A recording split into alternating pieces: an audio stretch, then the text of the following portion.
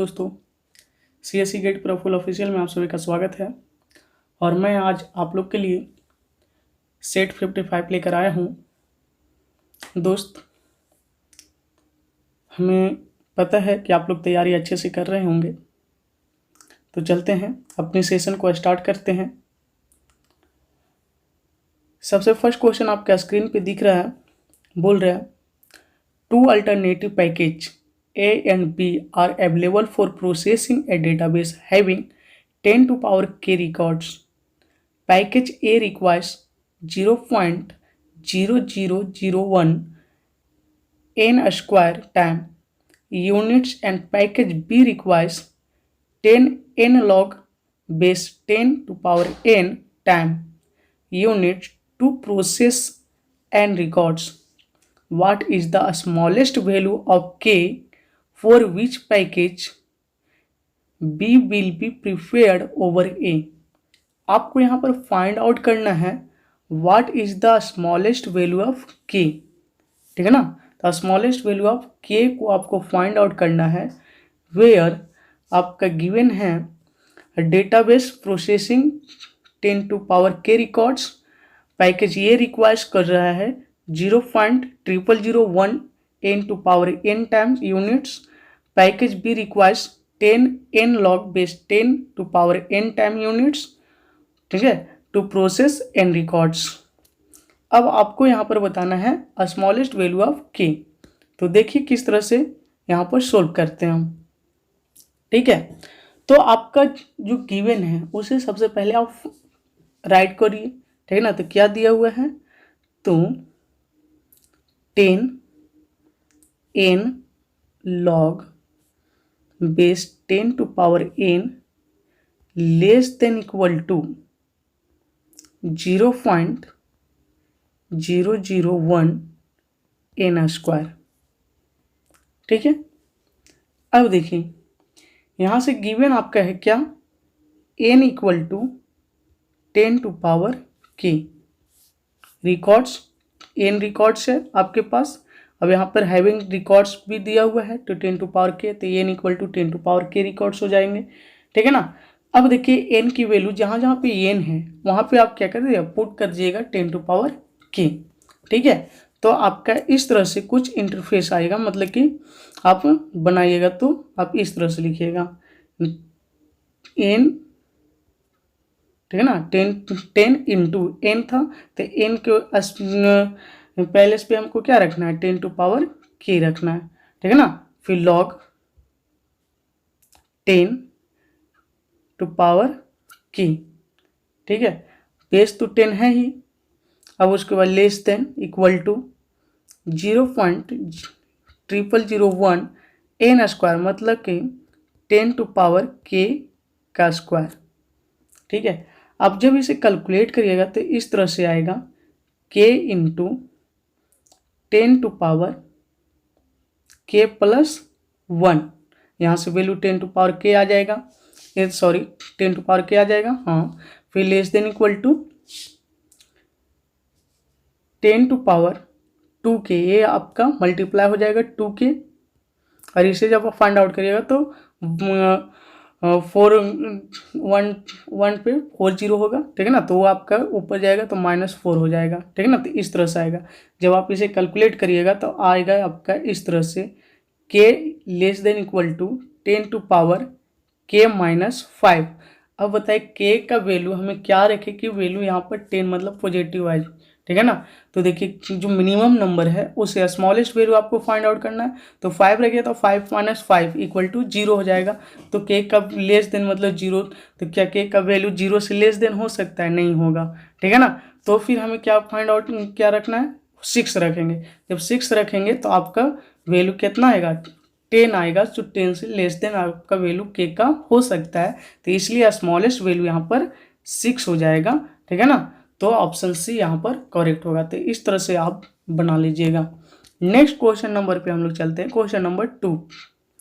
Question number 2 आपका बोल रहा है choose the epsilon naught applicable for the constructor, ठीक है ना। जो कंस्ट्रक्टर होता है वो किसके लिए अप्लीकेबल नहीं होता है, ठीक है ना।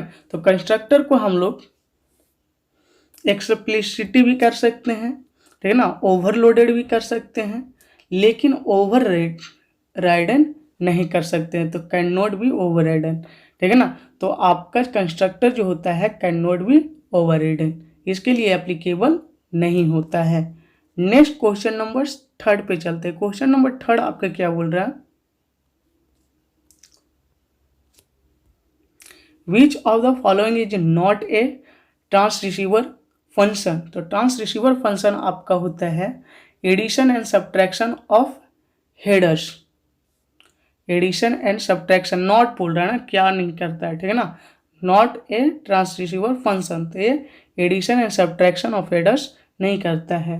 देखिए क्या होता है कि इन ए रेडियो कम्युनिकेशन में ये ट्रांस रिसीवर एक तरह का डिवाइस है जो एबल करता है, ठीक है ना, जो एबल होता है transmit the data and receive information, ठीक है, इंफॉर्मेशन को ट्रांसमिट करने में और रिसीव करने में हेल्प करता है through a transmission medium. It is a combination of A transmitter and A receiver, मतलब ट्रांसमीटर और रिसीवर का एक कॉम्बिनेशन है, ठीक है ना, जो आपका एबल होता है transmission and receive of data में, checking of line voltage, collision detection, ये सारे के लिए अवेलेबल होता है, ठीक है ना, और एबल होता है। बट किसके लिए एबल नहीं होता है, क्या इसका फंक्शन नहीं है, तो addition and subtraction of header इसका फंक्शन नहीं है, तो ऑप्शन सी यहाँ पर करेक्ट होगा। चलते हैं नेक्स्ट क्वेश्चन नंबर 4 पे।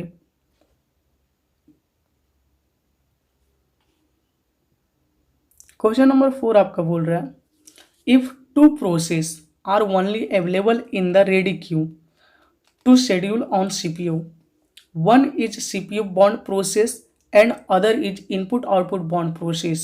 For better performance, which process should be scheduled first in a non-preemptive scheduling system? तो यहाँ पर आपको बताना है कि बेटर परफॉर्मेंस के लिए कौन से प्रोसेस शेड्यूल फर्स्ट होनी चाहिए ए नॉन प्रीम्प्टिव शेड्यूलिंग सिस्टम, ठीक है ना। तो ये आपका होता है इनपुट आउटपुट बॉन्ड प्रोसेस, ठीक है, ये आपका इनपुट आउट बॉन्ड प्रोसेस होता है।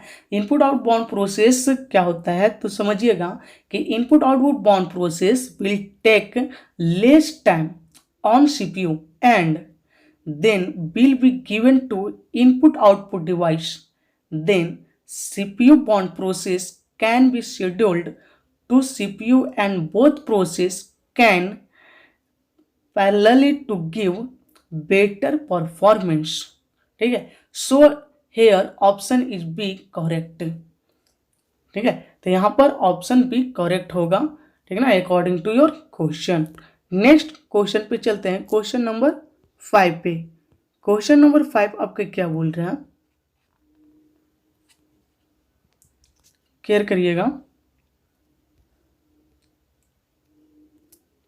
What is the correct way of round of x a float to an integer value, ठीक है ना, int वैल्यू। तो आपको यहाँ से राउंड ऑफ जो फ्लॉट का होता है वो कौन सा इंटीजर वैल्यू को प्रिंट आउट करेगा, ठीक है ना। तो राउंडिंग ऑफ का मतलब होता है कि वैसे वैल्यू जो रिप्लेस करता है it's value by nearest integer, मतलब नियरेस्ट इंटीजर से रिप्लेस करता है, ठीक है ना। अब देखिए यहाँ पर जैसे फ्लॉट x इक्वल टू 5.8 हो, ठीक है ना, float x equal to 5.8 float में है, तो इसका नियरेस्ट वैल्यू क्या इंटीजर आएगी, 9 आएगी, ठीक है ना, 9 आएगी। तो इसलिए यहाँ पर आंसर आपका इस तरह से आएगा, मतलब राउंड आपका राउंड वैल्यू देने चाहिए, ठीक है ना, फ्लॉट में नहीं।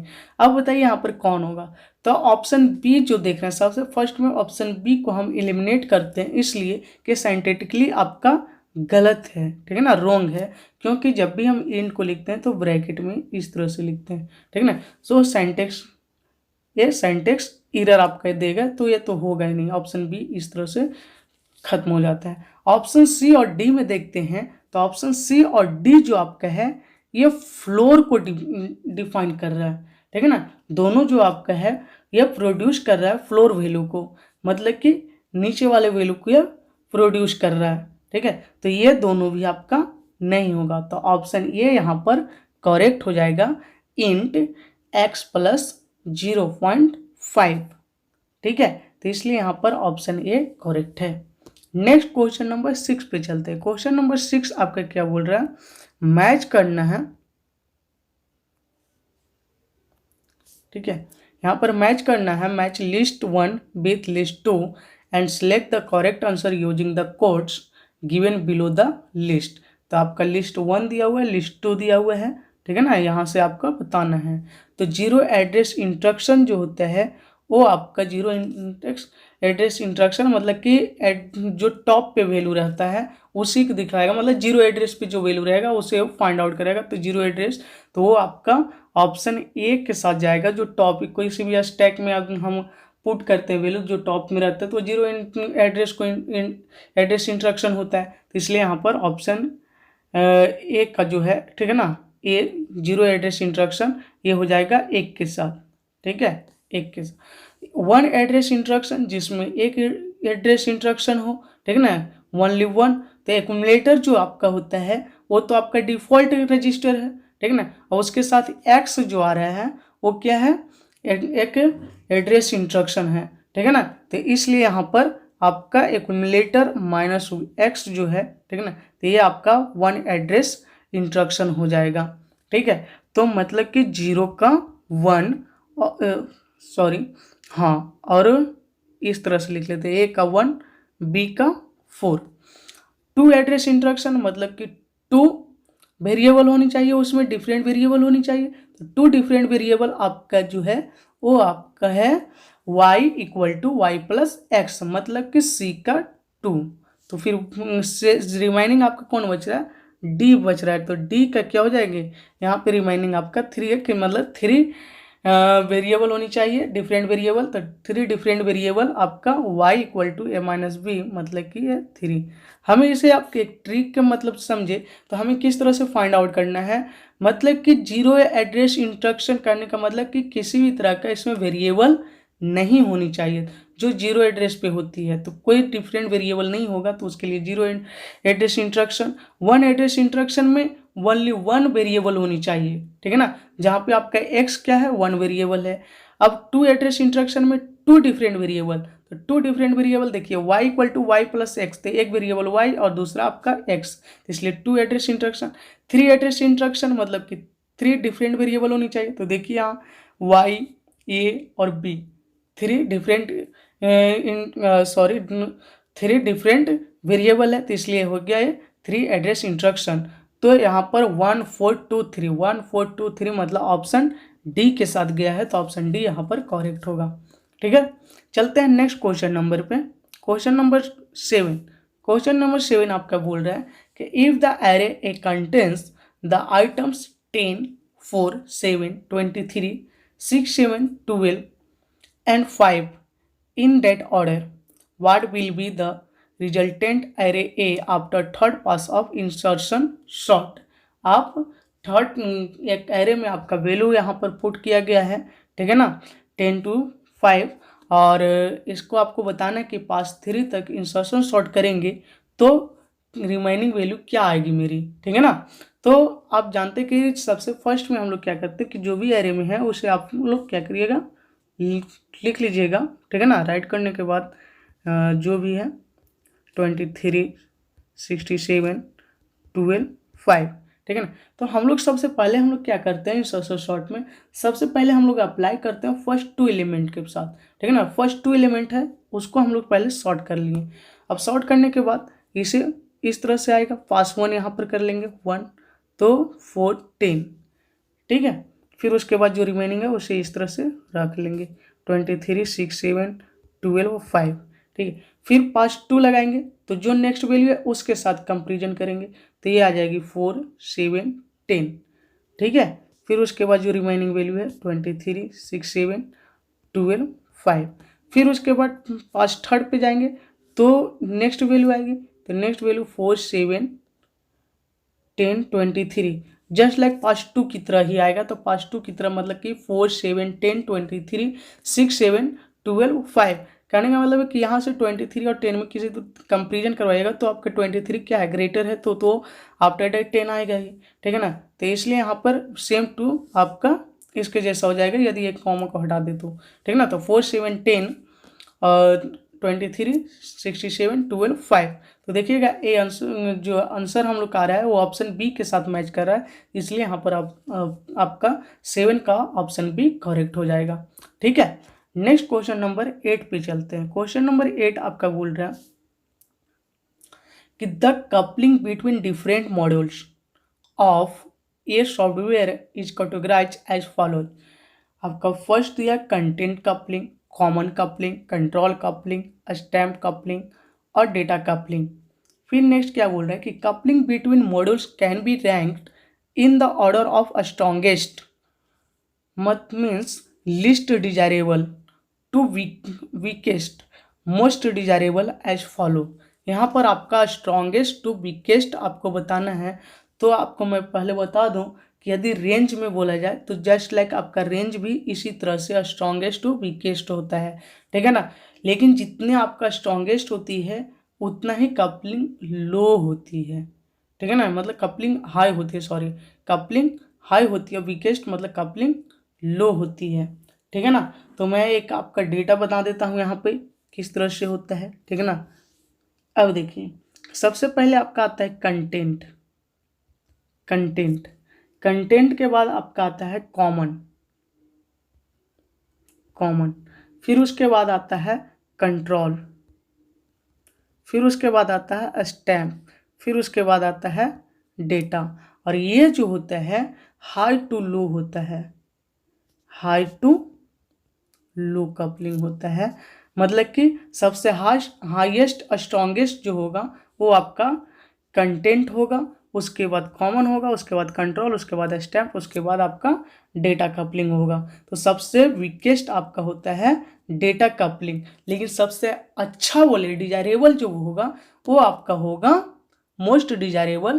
तो जिसका लो कपलिंग होगा वो मोस्ट डिजायरेबल होता है, मतलब डेटा कपलिंग सबसे अच्छा होता है, ठीक है ना। तो यहाँ पर आपको बताना है कि सीरीज ऑर्डर बताना है, ठीक है ना, रैंक बाय ऑर्डर बताना है स्ट्रॉन्गेस्ट टू वीकेस्ट। तो आप देख लीजिए 1 2 3 4 5, ठीक है ना। तो एक रेंज में जा रहे हो 1 2 3 4 5।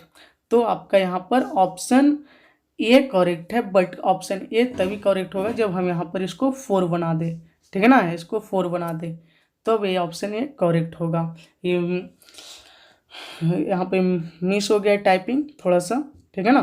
तो ऑप्शन ए यहाँ पर करेक्ट होगा। चलते हैं नेक्स्ट क्वेश्चन नंबर 9 पे। क्वेश्चन नंबर 9 आपका बोल रहा है which of the following analog modulation a scheme requires the minimum transmitted power and minimum channel bandwidth। आपका मिनिमम ट्रांसमिटेड पावर बताना है और मिनिमम चैनल बैंडविड्थ किसका होता है, ठीक है ना। तो ये आपका होता है SSB का, ठीक है ना, ये होता है SSB का। तो और सारे के देख लें, ठीक है ना, तो VSB और DSBSC, ठीक है ना। तो इसका क्या होता है, तो देखिए ये आपका AM यहाँ से यहाँ का कोई इसमें रोल नहीं है, ठीक है ना, एनालॉग मॉड्यूलेशन में, ठीक है ना। तो ये तो खुद एनालॉग मॉड्यूलेशन है ही, ठीक है ना। इसको एम्पलीट्यूड मॉड्यूलेशन भी हम लोग पढ़ सकते हैं, जिस तरह से AM दिया हुआ है। तो यहाँ पर एनालॉग मॉड्यूलेशन और एम्पलीट्यूड मॉड्यूलेशन, तो AM नहीं बल्कि यहाँ पर आपका तीन ही है आपका VSB, DSB और SSB। इसके कुछ पैरामीटर्स हैं, जैसे में पावर हो गया, बैंडविड्थ हो गया, कैरियर संप्रेषण हो गया, साइड बैंड सप्रेशन हो गया, ठीक है ना। तो इस तरह से इसका पैरामीटर है जिससे हम लोग मेजर करते हैं। तो SSB का जो पैरामीटर हमें निकालना है वो ट्रांसमिटेड पावर का और मिनिमम चैनल का निकालना है, ठीक है ना। तो मिनिमम चैनल किसका है सबसे कम है और पावर किसका सबसे कम है, ठीक है ना। तो पावर की बात करें तो SSB का लेस होता है, DSB का मीडियम होता है और VSB का हाई होता है पावर, ठीक है। और यदि मैं बैंडविड्थ की बात करूं तो इसका होता है FM, ठीक है, और DSB का होता है 2FM और VSB का होता है दोनों का मिडल, मतलब कि FM less than bandwidth less than 2FM, ठीक है। ये बैंडविड्थ होता है VSB का।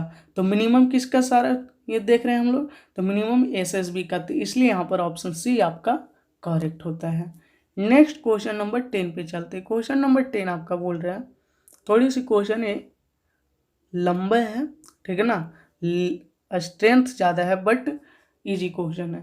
देखिए क्या बोल रहा है कि the first and last critical frequency of A drawing point impedance function of a passive network having two kinds of elements are a pole and a zero respectively. The above property will be satisfied by, तो आपका एक property दिया हुआ है ऊपर ये, ठीक है ना, और उस प्रॉपर्टी के अनुसार आपको बताना है कि ये कौन फॉलो कर रहा है या कौन सेटिस्फाई कर रहा है, ठीक है ना, या किसके द्वारा सेटिस्फाई किया जाता है, ठीक है ना। तो देखिए क्या बोल रहा है कि the first and last critical frequency, first और last critical frequency of a driving point impedance function of a passive network having two kinds of elements are a pole and a zero respectively, ठीक है ना। तो critical frequency जो होगी आपकी, ठीक है ना, एक आप इम्पेडेंस पैसिव नेटवर्क, ठीक है ना, तो एक आपका पोल और दूसरा सेकेंड जो आपका है, ठीक है ना, फर्स्ट आपका पोल और सेकेंड लास्ट जो क्रिटिकल है वो जीरो है, ठीक है ना। तो इस जो प्रॉपर्टी को फॉलो करता है वो आपका है आरसी नेटवर्क ओनली, ठीक है ना, आरसी नेटवर्क ओनली। तो इसलिए यहाँ पर ऑप्शन बी करेक्ट होता है। आई होप आपको ये वीडियो बेनिफिशियल होगा आपके लिए, आपके एग्ज़ाम के लिए।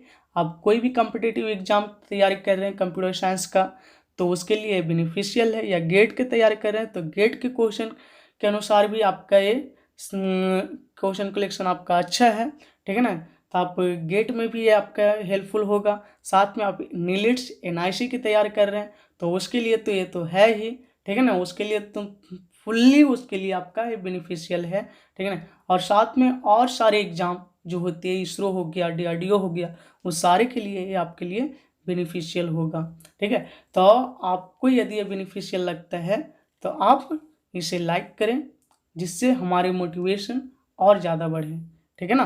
तो तब तक के लिए थैंक यू।